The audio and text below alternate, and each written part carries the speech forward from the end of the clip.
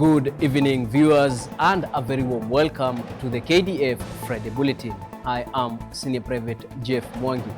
The Bulletin is your trusted source for weekly updates on defense activities, from operational highlights to the latest developments at the Ministry of Defense.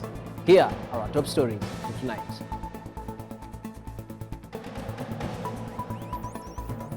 President William Ruto presides over swearing-in ceremony. Cabinet Secretary Defense opens National Defense College course. Principal Secretary Defense assesses key infrastructure projects. Military Wives Association of Kenya aids support to special needs families and schools. Deputy Commander Kenya Navy attends 3rd Africa Maritime Summit.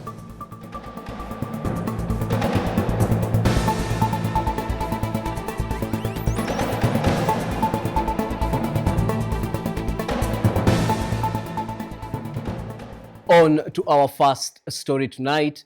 His Excellency Honorable Dr. William Samoei Ruto, President of the Republic of Kenya and Commander-in-Chief of the Defense Forces, presided over the investiture of ranks and swearing-in ceremony of newly promoted and appointed Kenya Defense Forces general officers and senior officers at State House, Nairobi.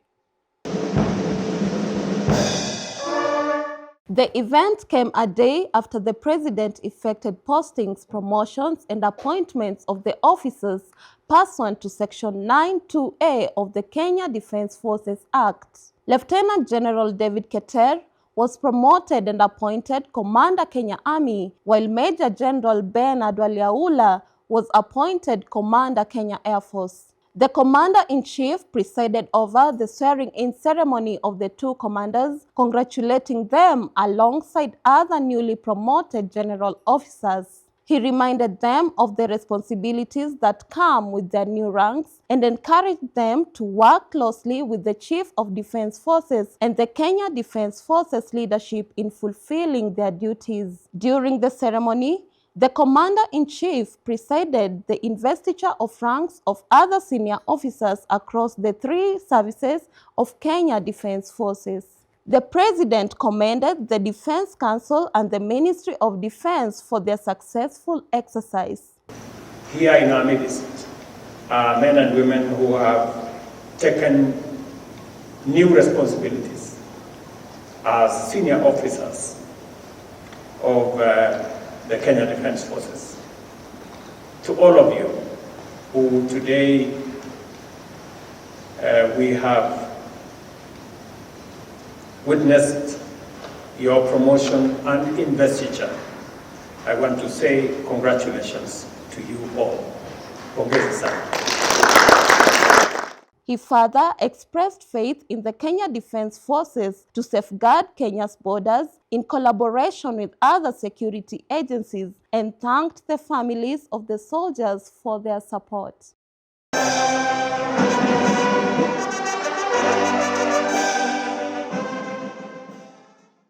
Honorable Sepantuya, the Defense Cabinet Secretary, officially opened course number 28 of 2025-2026 at the National Defense College in Karen, Nairobi County.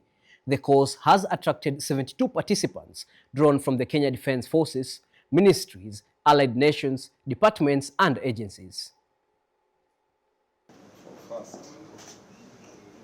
Honorable Tuya described the participants as an elite cadre chosen to engage with pressing security, geopolitical and economic issues. She pointed out ongoing global tensions and instability in Africa as developments with direct implications on Kenya's security and economy, urging participants to offer strategic policy solutions. This course will prepare you, or all of us, to participate in the direction and management of security and other related areas of public policy in our organizations and countries. You are attending this course at a time when the world is undergoing significant geopolitical realignment, influenced by a blend of natural events and human activities, and marked by a convergence of security threats with unprecedented complexity, scale, and speed.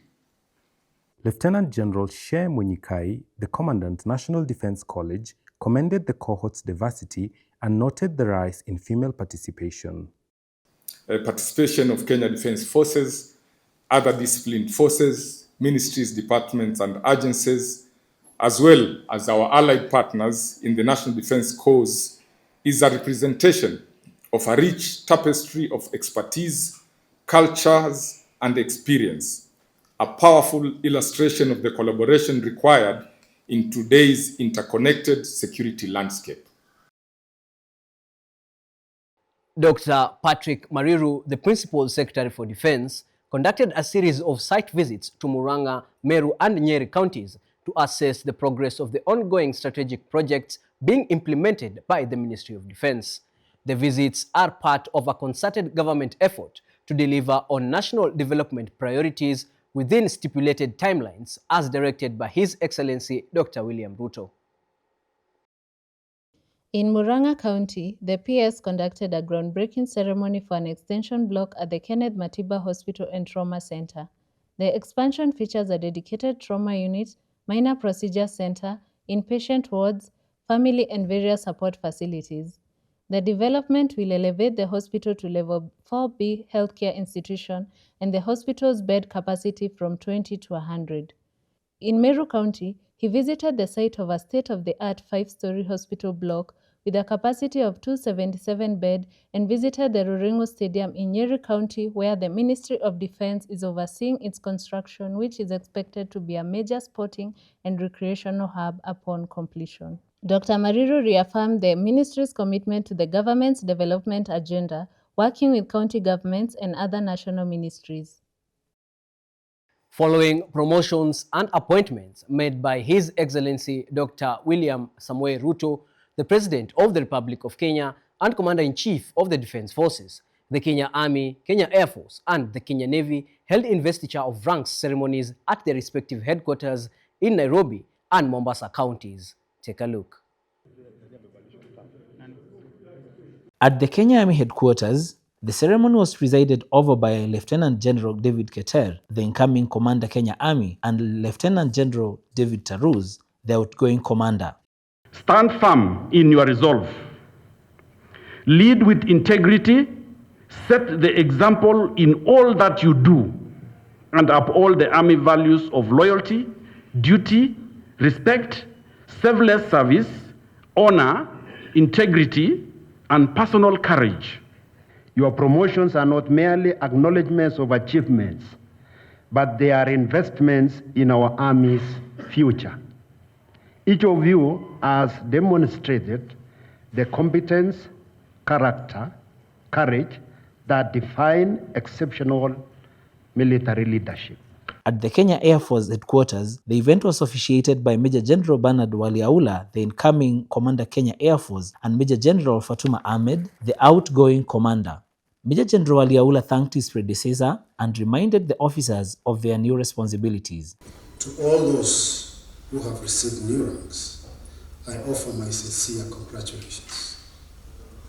You have each demonstrated the ability to bear increased responsibilities, and today's ceremony affirms your readiness to serve at the next level. At the Kenya Navy, Major General Paul Otieno, Commander Kenya Navy, presided over the ceremony, encouraging the officers to focus on service and mission excellence beyond the rank. These ceremonies reaffirm the values of honor, service, and accountability that define the Kenya Defence Forces.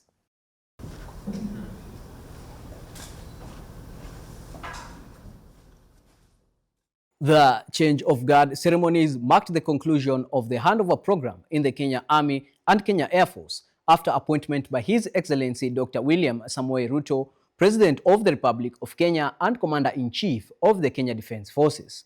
Lieutenant General David Keter officially assumed command of the Kenya Army, making him the 24th commander of the service, while Major General Bernard Waliaula assumed command of the Kenya Air Force, making him the 18th commander of the service. Lieutenant General David Keter takes over from Lieutenant General David Tarus, who has been redeployed to serve as the Vice Chancellor of the National Defence University, Kenya, whereas Major General Bernard Waliaula takes over from Major General Fatuma Ahmed after an exemptional 40-year career in the Kenya Defence Forces.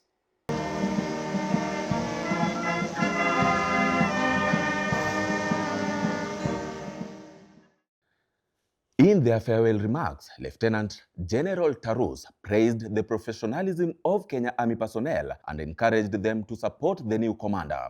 I would want to also express my sincere gratitude to all members of the Kenya Army for your outstanding dedication to enhancing the safety and security of the Republic of Kenya.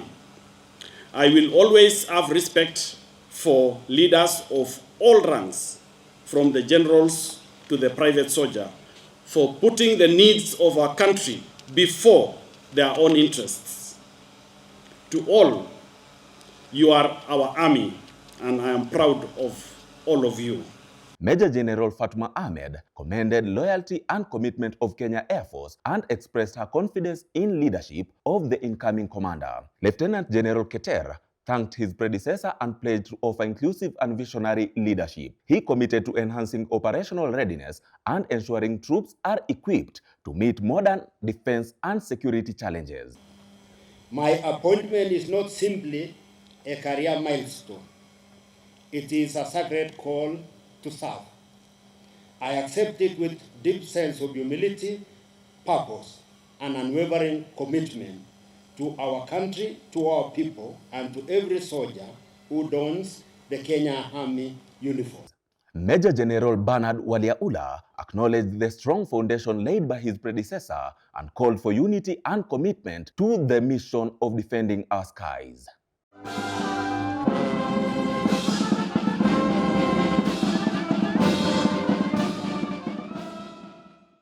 Brigadier Sankale Kiswa, the Deputy Commander, Kenya Navy, led a delegation to the 3rd Annual African Maritime Forces Summit 2025 held at Pointe-au-Pimon in Mauritius, joining regional and international leaders to strengthen maritime security cooperation. The summit brought together senior military and naval leaders from across Africa and partner nations to address pressing maritime security challenges. Key discussions focused on improving domain awareness and coordination through frameworks like the Regional Coordination Operations Center, Regional Maritime Information Fusion Center, and Combined Maritime Forces. He took part in bilateral meetings and working groups aimed at turning policy into actionable operations. We take a short break. We'll be back in a moment.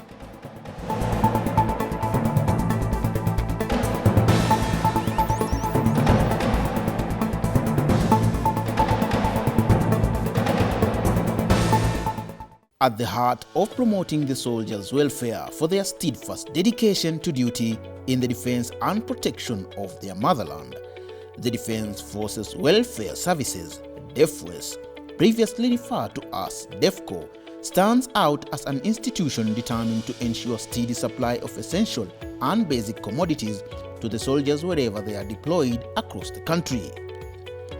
DEFWES changed its name from DEFCO to align with the organization mandate of providing unmatched welfare services to Kenya Defence Forces personnel, veterans and their families.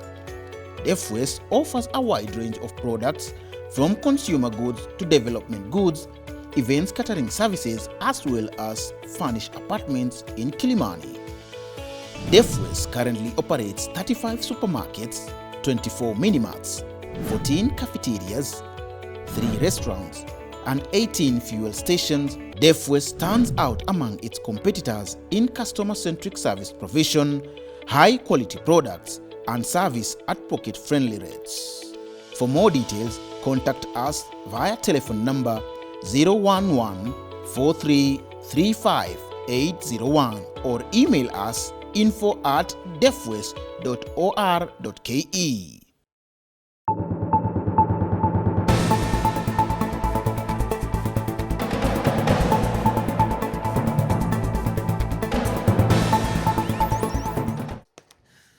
Welcome back. Crossing over to Rwanda, a contingent of Kenya Defence Forces participated in the 5th East African Community Armed Forces Civil Military Cooperation Week in Rwanda.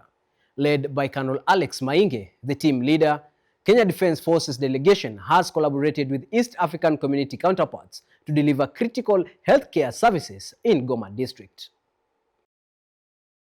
At Kibungo Referral Hospital, the team under Colonel Dr. Eliud Muridhi treated over 2,500 patients and conducted more than 100 surgeries. The Kenya Defence Forces medical team includes specialists in general surgery, obstetrics, ophthalmology, ear, nose and throat. This engagement underscores East African communities' joint commitment to improving access to healthcare and enhancing regional military cooperation. Moving on, the United Nations Military Observer Group in India and Pakistan witnessed the ceremonial hoisting of the Kenyan flag at its headquarters. This marked the official deployment of a Kenyan officer, Lieutenant Colonel David Ogoti, as the first United Nations military observer from Kenya to serve in the mission.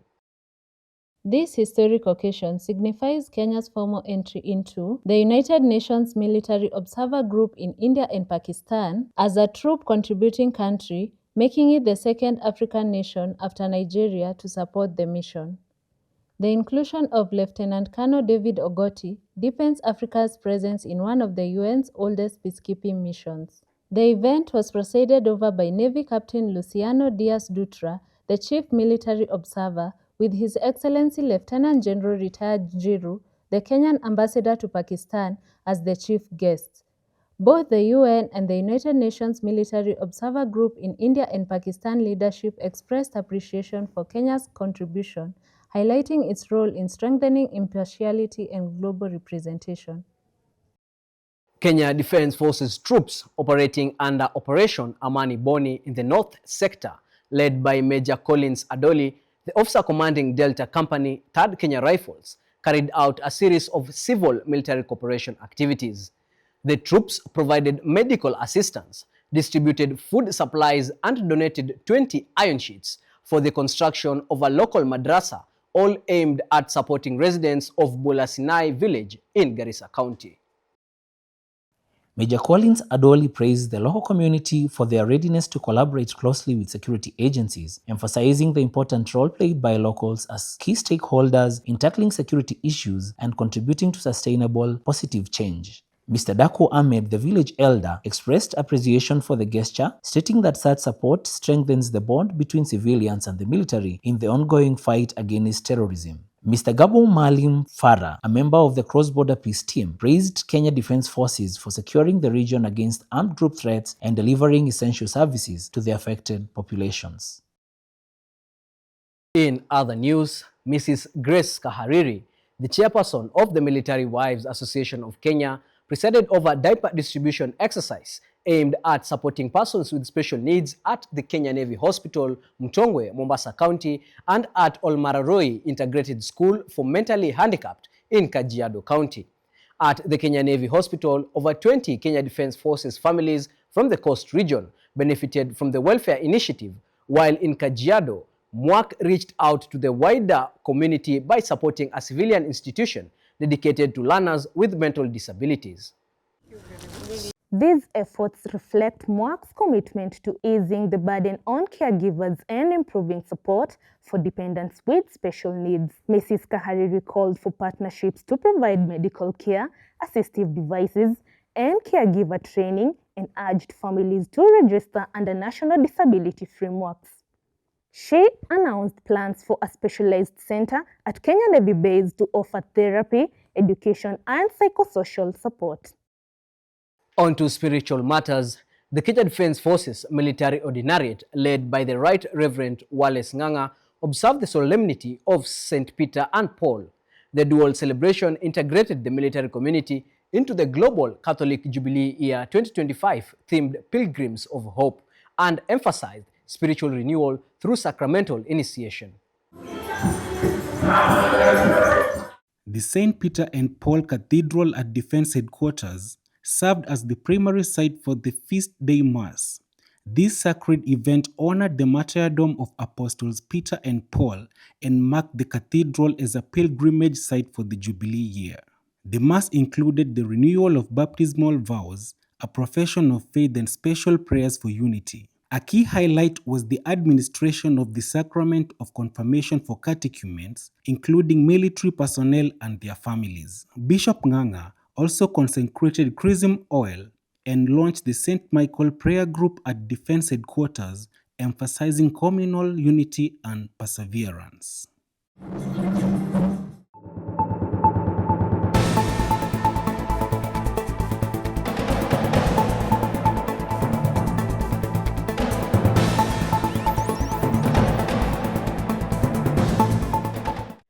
And in sports, on 20th July 2025, the Kenya Defence Forces Airborne Fraternity will host a cycling race themed Ride with the Warriors. Take a look.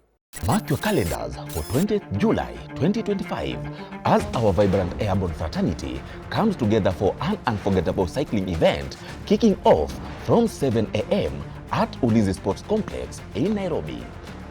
This celebration of endurance, discipline and community spirit offers a race for everyone.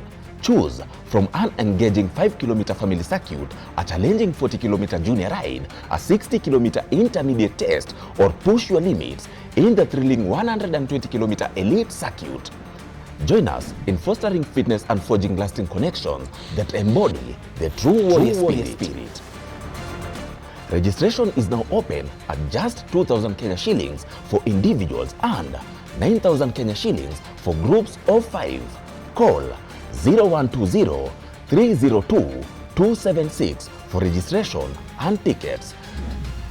Let's ride together to celebrate the Kenya Defence Forces Airborne Fraternity. That's all for tonight. Thank you for watching. We look forward to your feedback via our official social media handles and your viewership next Friday for the KDF Friday Bulletin. I am Senior Private Jeff Mwangi. Goodbye.